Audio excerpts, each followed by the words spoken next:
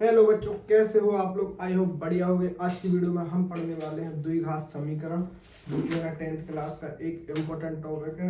इसको हम पढ़ने वाले हैं, पूरा कंप्लीट करेंगे इस वीडियो में नहीं, अगली वीडियो में 2 या 3 वीडियो में हम पूरा पार्ट कंप्लीट कर देंगे। तो आप लोग को बिना स्किप करे पूरी वीडियो को देखना है। और अब हम पढ़ते हैं द्विघात समीकरण। तो सबसे पहले आप लोग ये बताएं कि द्विघात समीकरण है। द्विघात समीकरण वो कहलाता है जिसमें चर पद की अधिकतम घात 2। जैसे कि उदाहरण के लिए हम आपको बताएं,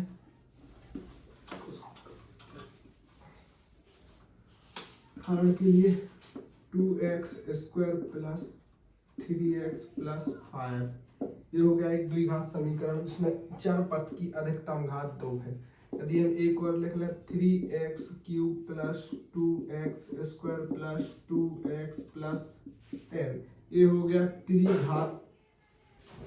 इसमें चर पद की अधिकतम घात 3 है, इसमें चर पद की अधिकतम घात 2 है। और एक और होता है, यदि हम इसको इतना पूरा काट के यदि हम ऐसा लिख दें 3x प्लस 5, तो ये क्या हो जाएगा, रैखिक समीकरण जिसमें चर पद की अधिकतम घात 1 हो, ये कहलाता है रैखिक समीकरण। तो इस पार्ट में हम पढ़ने वाले हैं द्विघात समीकरण जिसमें चर पद की अधिकतम घात 2 होगी। तो बढ़ते हैं इसके हम पहले क्वेश्चन की ओर, क्योंकि पहला क्वेश्चन है हमारा। जांच कीजिए कि द्विघात समीकरण है या नहीं। पहला है x प्लस 1 पूरे का होल स्क्वायर बराबर है 2x माइनस 3। ये हमको बताना है कि ये एक द्विघात समीकरण है या नहीं। तो इसको निकालने के लिए हम क्या करेंगे, इधर लगा ले क्या। अब करते हैं इसका क्या होता है, हमें पता है a प्लस बी का होल स्क्वायर बराबर a स्क्वायर मतलब x² प्लस b स्क्वायर मतलब कि 1 का square plus 2ab 2 into x into 1 बराबर, इसका हम 2 का कर दें अंदर गुणा, तो क्या होगा 2x माइनस 6। और बढ़े आगे, क्या होगा x², 2x हो जाएगा पूरा जुड़ के, 2x प्लस 1 हो जाएगा 2x इस साइड आ जाएगा तो क्या हो जाएगा माइनस का, हाँ ठीक है, माइनस 2x 6 इस साइड आ जाएगा तो प्लस 6, क्या हो जाएगा माइनस में कट गया x² प्लस 7। हाँ, हम इसे कह सकते हैं ये द्विघात समीकरण है, क्योंकि इसमें चर पद की अधिकतम घात का मान 2 आ रहा है। ऐसे हम 0x भी लिख सकते हैं, लेकिन 0x लिखा नहीं जाता है, तो इतना ही ठीक है। चलो बढ़ते हैं अगले क्वेश्चन की ओर। अगला क्वेश्चन हमारा है x², दूसरा क्वेश्चन 4 का दूसरा, पहले का दूसरा x²। चलो हम आप लोगों को पढ़ के बता देते हैं। x minus 2 plus x plus 1, x minus 2 x plus 1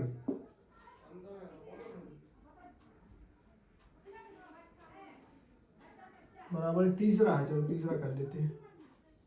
x minus 1 plus x minus 3, x minus 1 plus x minus 3।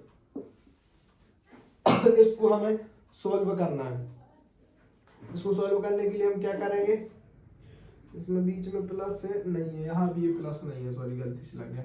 चलो, अगर दो कोष्ठकों में कुछ ऐसा लिखा हो तो इसको सॉल्व करने का तरीका क्या होता है, इनका गुणा। सबसे पहले x का इसमें गुणा, x का इसमें गुणा कर दें, क्या आ जाएगा x², फिर x का इसमें कर दें प्लस x, फिर 2 का इसमें कर दें माइनस 2x, फिर 2 का इसमें कर दें 2 एकम 2 माइनस के 2 बराबर है, फिर इसका x में कर दें तो x², फिर इसका इसमें कर दें प्लस के 3x, फिर इसका 1 का इसमें कर दें माइनस के x, फिर 1 का इसमें कर दें माइनस के 3। क्या होगा सॉल्व होके 2x, एक x घट गया इसमें से, x इसका जैसा था वैसे ही लिख दो, माइनस का x बचा, क्योंकि 2x में से 1x गया तो माइनस का 1x बचा, माइनस के 2 जैसे थे वैसे ही वही प्रोसेस है, इधर कर लो, एक्स स्क्वायर जैसा था वैसे ही क्या हो जाएगा, फिर घट जाएगा, फिर बचा प्लस का 2x बचा, इधर माइनस के 3। चलो अब इसको क्या कर ले, एक साइड कर ले, एक्स स्क्वायर प्लस का इधर है, इधर आएगा माइनस का एक्स स्क्वायर, तो कट जाएंगे। अब माइनस एक्स इधर है, ये इस साइड आएगा तो प्लस का फिर माइनस हो जाएगा, तो हो जाएगा -2x। ठीक है, अब a प्लस का माइनस का 3 इस साइड आएगा प्लस हो जाएगा, तो माइनस का 2 पहले था और a इस साइड आया तो प्लस का 3 हो गया। आई होप समझ में आ रहा होगा आप लोगों को। ये हो गया 0, घट गया, एक जुड़ गया, माइनस माइनस का है तो जुड़ के कितना हो गया, माइनस के 3x, और ये क्या हो गया +1। हम इसे कह सकते हैं ये द्विघात समीकरण नहीं है, क्योंकि चरपथ की अधिकतम घात 2 नहीं आ रही है। चलो पढ़ते हैं अगला क्वेश्चन। अगला क्वेश्चन हम इसका कर लेते हैं। अब पहला कर लिया, तीसरा भी कर लिया, अब हम आप लोगों को करके दिखाते हैं छठवां। बाकी के 7 क्वेश्चन है, 8 आप लोगों को करना है, बस हम छठवां और करके दिखा रहा। छठवां है x² + 3x + 1, x² + 3x + 1, ये साइज से छठवां, x² + 3x + 1, और आगे पढ़ते हैं बराबर x - 2 पूरे का होल स्क्वायर। ये दिया है क्वेश्चन, इसको बताना है क्या ये द्विघात। इसका कुछ नहीं करना, ये तो जो था वैसे ही सेम लिख लेना है, ऐसा था वैसे ही लिख लो, x² + 3x + 1।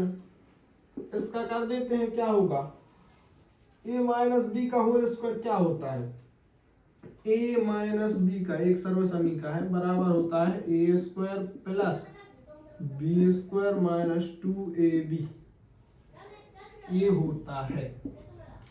तो इसको हम यहाँ रख लेते हैं, तो क्या हो जाएगा, x² + 2 का स्क्वायर माइनस 2 × x × 2, यही रखा सेम। इसको साफ कर लेते हैं,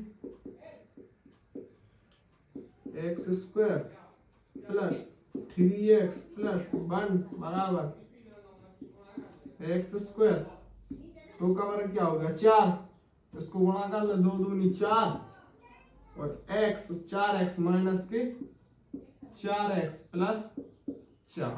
अब करना सबको पक्षांतर इस साइड, तो x² था, एक x² और आ गया माइनस का, प्लस के 3x थे, प्लस के 4x और आ गए, क्योंकि 4x इधर माइनस का, इस साइड आएगा प्लस का हो जाएगा।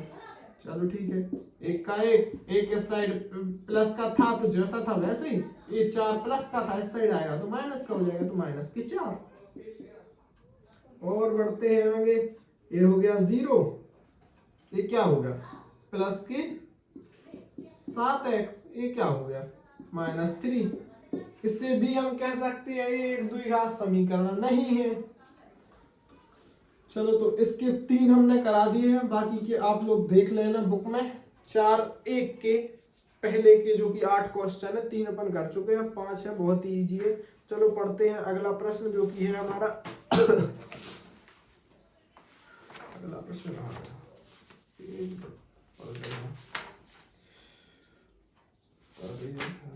चलो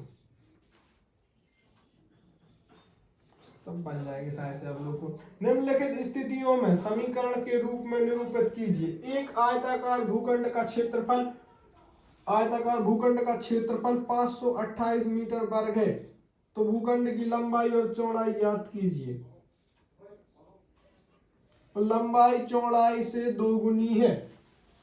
चलो एक प्रश्न हम नहीं लिख रहे हैं, आप लोगों को भाषा के तौर पर समझा रहे हैं। एक आयताकार भूखंड है जिसकी लंबाई चौड़ाई से 2 गुनी है, मतलब यदि लंबाई 5 होगी तो चौड़ाई 2.5 होगी, अगर लंबाई 10 होगी तो चौड़ाई 5 होगी, मतलब कि चौड़ाई कम है, लंबाई 2 गुनी है, और आयताकार भूखंड का क्षेत्रफल है 528 मीटर। क्षेत्रफल क्या होता है, आयत का क्षेत्रफल का सूत्र होता है लंबाई गुणित चौड़ाई। चलो ठीक है, तो पहले हम क्या मानेंगे, माना आयताकार भूखंड की चौड़ाई x है। तो इसमें सबसे पहले हमें क्या करना पड़ेगा हल करने के लिए, 4 का 4 का दूसरे का 4.1 का दूसरा क्वेश्चन, ठीक है। चल सबसे पहले हम लिख ले, माना कि आयताकार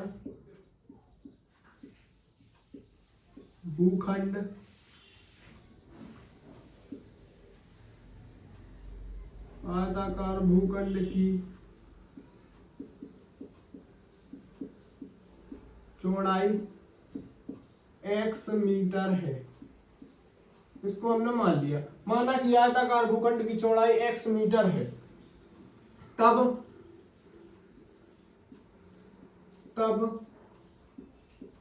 उस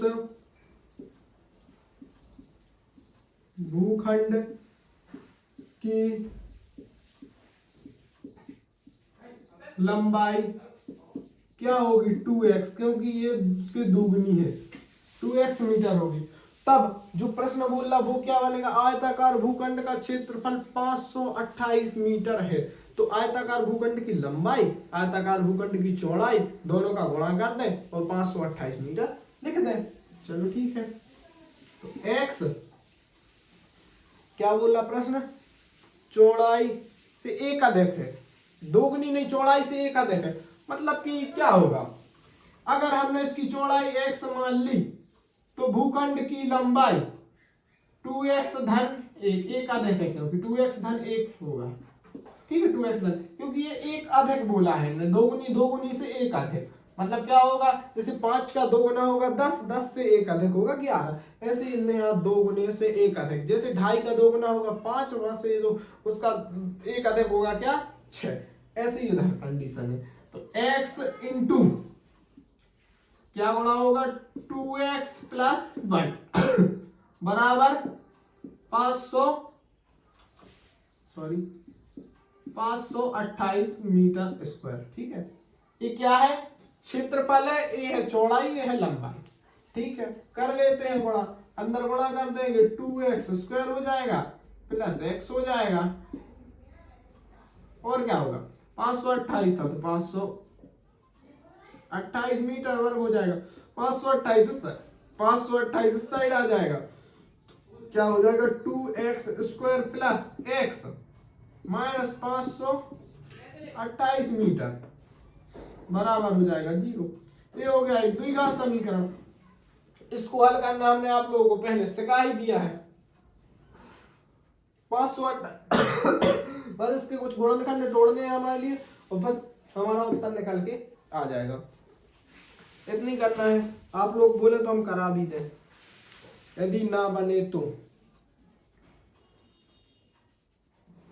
नहीं। और प्रश्न में बोला गया है यहाँ कि हमें द्विघात समीकरण बनाना है सर, तो हमने द्विघात समीकरण बना दिया, इससे आगे हमें हल नहीं करना है, सिर्फ इसका एक द्विघात समीकरण के रूप में बनाना था, तो हमने इसका ही निर्माण कर दिया। चलो पढ़ते हैं आगे। अगला क्वेश्चन हमारा क्या कह रहा है, दो क्रमागत धनात्मक पूर्णांकों का गुणनफल 306 है, तो हमें पूर्णांक ज्ञात करनी है। दो क्रमागत धनात्मक पूर्णांक हैं जिनका 306 है। क्रमागत धनात्मक पूर्णांक क्या हो सकते हैं, क्रमागत यदि एक होगी 2 तो दूसरी होगी 3, यदि एक होगी 5 तो दूसरी होगी 6।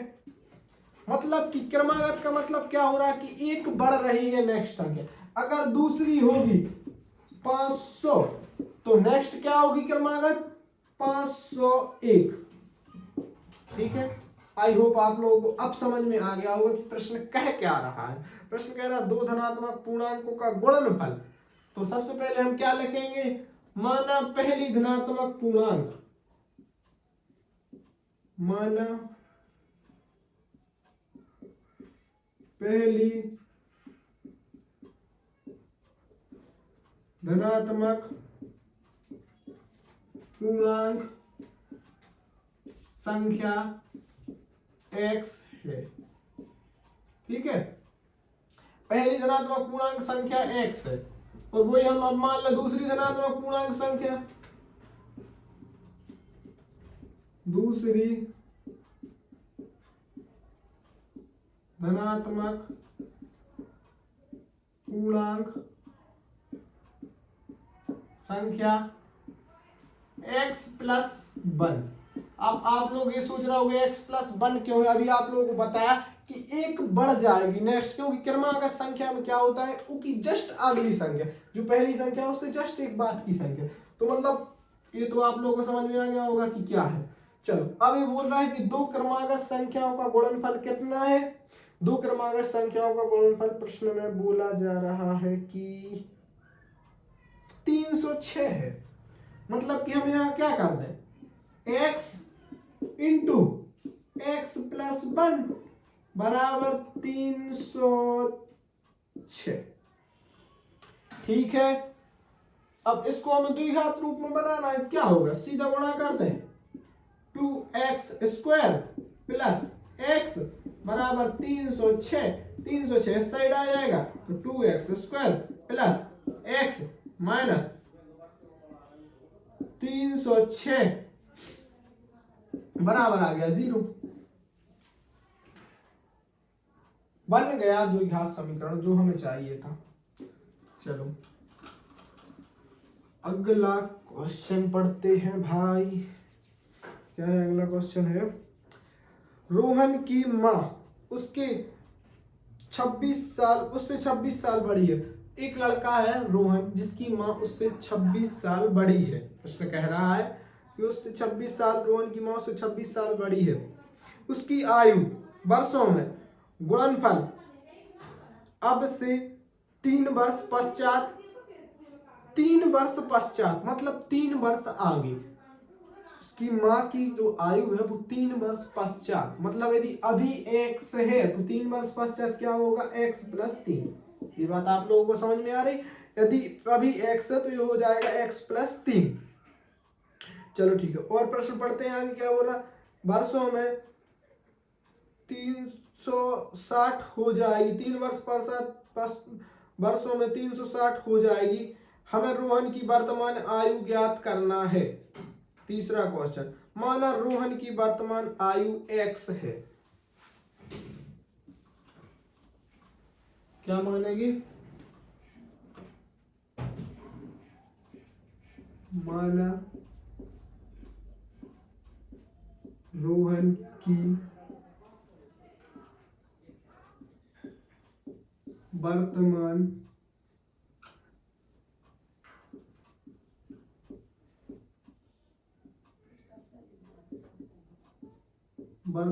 आयु x वर्ष है, वर्ष में लेंगे क्योंकि आयु वर्ष में होती है। चलो ठीक है, रोहन की वर्तमान आयु x वर्ष है, तब रोहन की माँ की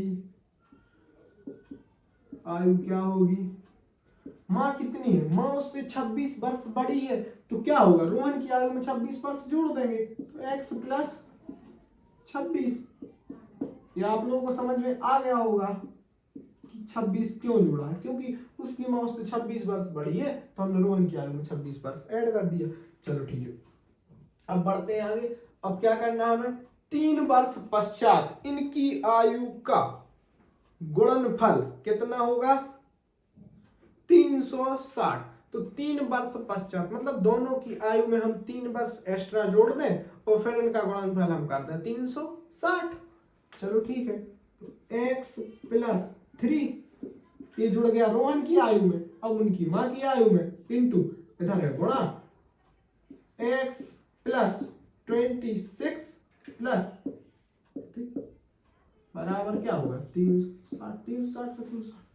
अब इसको हम द्विघात समीकरण बनाना, द्विघात समीकरण बनाने के लिए हम क्या करेंगे, इसका कारण पहले इसको जोड़ लें और क्या, तो x प्लस 3 ये जोड़ के कितना हो जाएगा, x प्लस 29 360 जैसा तो वैसे ही कर दें गुणा, तो x का x से हुआ तो x स्क्वायर, x का 29 से हुआ तो प्लस के 29x फिर 3 का x में होगा तो प्लस के 3x, और 3 का 29 में होगा तो कितना हो जाएगा, 3 नाम 27, 27 के 7, क्या 2, 3 दूनी 6 और 2 8।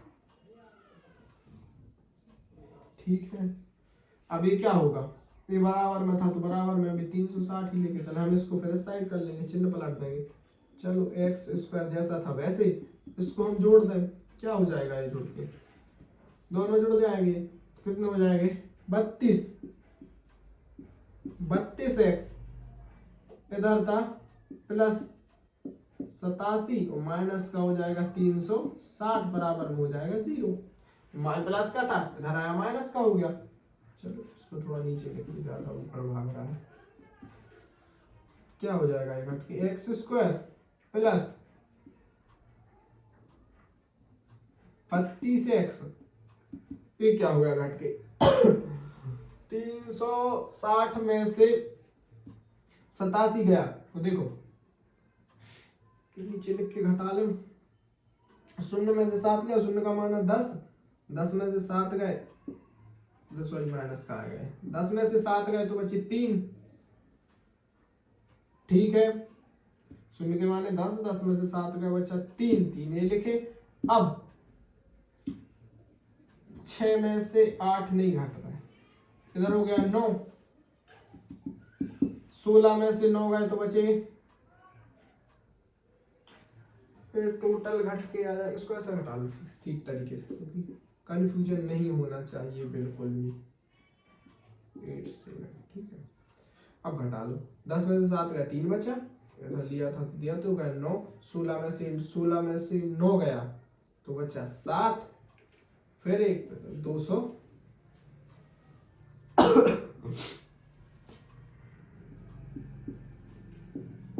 बराबर आ जाएगा 0। ए बन गया एक द्विघात समीकरण जो कि हमें चाहिए था। चलो पढ़ते हैं अगला क्वेश्चन, बस ये प्रश्नावली कंप्लीट होने वाली है, 2 क्वेश्चन बाकी है।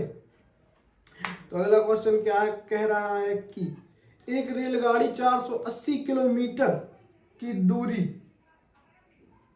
समय चाल से तय करती है, एक समान चाल से तय करती है, यदि इनकी चाल 8 किलोमीटर कम कर दी जाए तो उस चाल में तय की गई दूरी में 3 घंटे अधिक लगते हैं।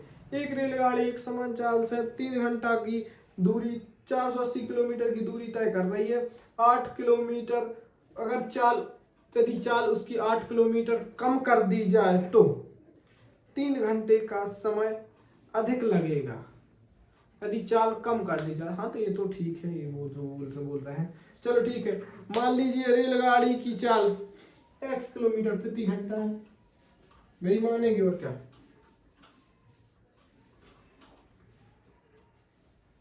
माना लिखा है तो ठीक है, माना कि रेलगाड़ी की चाल, पहले क्या बोल रहे हैं, माना कि रेलगाड़ी की चाल x किलोमीटर प्रति घंटा, x किलोमीटर प्रति घंटा है। ठीक है, हमें इधर में इसमें रेलगाड़ी की चाल हमने मान ली और 400, अब देखो जो प्रश्न में कहा जा रहा वो पहले हम ध्यान से पढ़ें कि 480 किलोमीटर की दूरी तय करने में कितना समय लगता है। तो यदि x किलोमीटर चाल से, चाल बराबर दूरी बटे समय, तो कितना समय लगेगा, समय निकालना है तो चाल बराबर दूरी बटे, दूरी कितनी है 480, समय कितना लग रहा है, चाल कितनी है x, ये आ जाएगा। ठीक है ठीक है ठीक है ठीक है, चलो हम इसे क्या लिख लेते हैं, 480 समय हो गया, ये हो गया 480 किलोमीटर दूरी तय करने में लगा समय, ये वो समय है जो इतनी दूरी तय करने में लगा। तो जैसा प्रश्न बोल रहा था हम उसी बेस पे अब इसको कर देते हैं हल। क्या होगा, सबसे पहले दोनों में हम बराबर करने के लिए क्या करेंगे,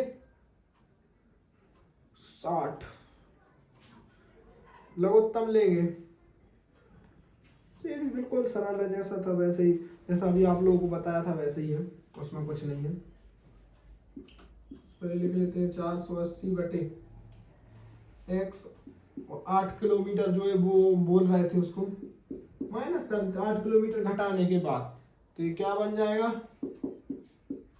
480 बटे x प्लस 3 घंटे का समय अधिक लगता है। तो अब इसको कर लेते हैं हल। हल करने के लिए क्या करेंगे, इसको साइड भेज देंगे, तो ये आ जाएगा 160 प्लस 8 बटे x, 3 से डिवाइड हो जाएगा। चलो ठीक है, करके ही दिखा देते हैं हम लोगों को क्या है।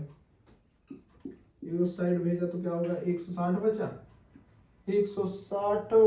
प्रश्न क्या कह रहा, पहले प्रश्न ठीक से देख लें।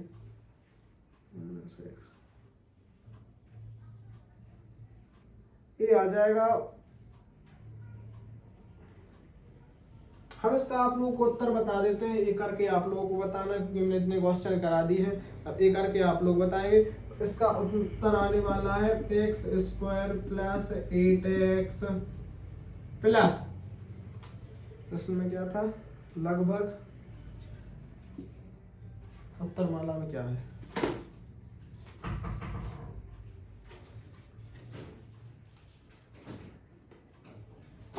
हाँ ठीक है ठीक है ठीक है, इतना ही आएगा, ए आएगा उत्तर। 4 आप लोग करा दी, ए आप लोगों को है। चैलेंज नहीं बना तो हम शॉर्ट्स वीडियो में आप लोग कंप्लीट करा के डाल देंगे। तो आई होप इस वाली वीडियो में जितना समझाया समझ में आ गया होगा। और मिलते हैं ऐसी छोटी सी नेक्स्ट वीडियो, तब तक के लिए बाय बाय।